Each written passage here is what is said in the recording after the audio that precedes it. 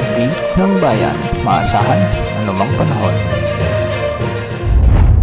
Magandang araw po sa ating lahat. Ngayon ay araw ng Biyernes, November 7, 2025 at narito ng pinakuling update sa magiging lagay ng ating panahon. Ngayong araw ay umiiral ang northeast monsoon na magdadala ng maulap na kalangitan at may mga pag-ulan sa Batanes at mainland Cagayan, kaya posible ang banta ng mga pagbaha at pagguho ng lupa, lalo na kung may mga umiiral na katamtaman hanggang sa minsan ay malalakas na pagbuhos ng ulan. Samantala, sa nalalabing bahagi ng ating bansa, sa Metro Manila, asahan naman ang bahagyang maulap hanggang sa maulap na kalangitan na may mga isolated rain showers and thunderstorms. Ibig sabihin nito, halos buong bansa ang makakaranas ng good weather condition mula umaga hanggang tanghali, ngunit sa hapon, posible na ang mga pag-ulan dulot ng mga localized thunderstorms. Mag-ingat pa rin sa banta ng mga biglang pagbaha o pagguho ng lupa, lalo na kung may mga umiiral na severe thunderstorms. Patuloy naman nating minomonitor ang bagyong nasa labas ng ating area of responsibility na may international name na Fungwung. Lumakas pa ito bilang severe tropical storm at ngayon ay nasa layo na lamang mahigit kumulang 1,500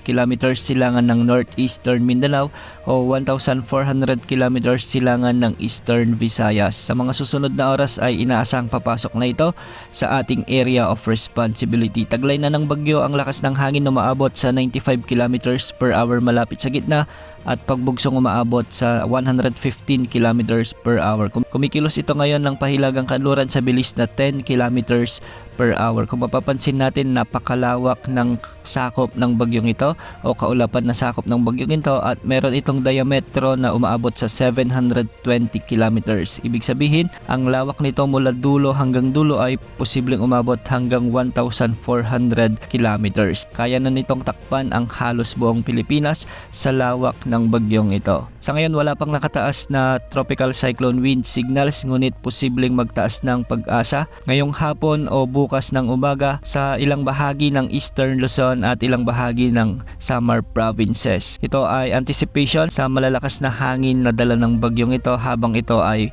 papalapit sa ating kalupaan. Para sa latest forecast na inilabas ng Pag-asa, inaasahang ngayong araw ay magkakaroon ito ng mabilisang paglakas at aabot ito sa typhoon category hanggang bukas ang umaga ay inaasang papasok na ito sa ating area of responsibility at tatawagin ito bilang Bagyong Uwan. Magpapatuloy ang pagkilos nito ng pahilagang kanluran at posibleng maabot nito ang super typhoon category sa gabi ng Sabado o madaling araw ng Linggo. Mapapanatili ng bagyo ang kanyang lakas bilang super typhoon hanggang sa araw ng Lunes o araw ng Linggo, na kung saan posibleng maglandfall na ang sentro nito sa bahagi ng northern or central Luzon, particular sa bahagi ng Isabela o Aurora area bilang siyang mapaminsala na super typhoon. Tatawirin ng bagyo ang mga kabundukan ng Sierra Madre at Cordillera, na kung saan posibleng humina ng bahagya ito at posibleng maging typhoon category na lamang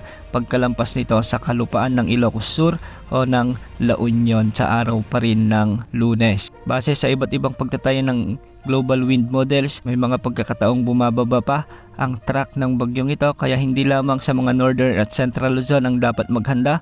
Ngayon pa lamang dapat maghanda na rin ang mga kababayan natin sa ilang bahagi ng Calabarzon at Bicol region kasama ng Metro Manila, dahil hindi biro ang lawak ng bagyong ito. Ibig sabihin, malakas at maraming ulan na dalang bagyong ito na posibleng magdulot ng malawakang pagbaha at pagguho ng lupa. Sa araw ng Linggo, posibleng itaas na rin ang wind signal number 5, lalo na sa mga lugar na direktang dadaanan ng bagyong ito. Mag-ingat po at patuloy na magantabay sa ating channel sa mga susunod na updates. Yan muna ang latest sa lagi ng panahon. Ito po ang weather update ng bayan. Maasahan anumang panahon.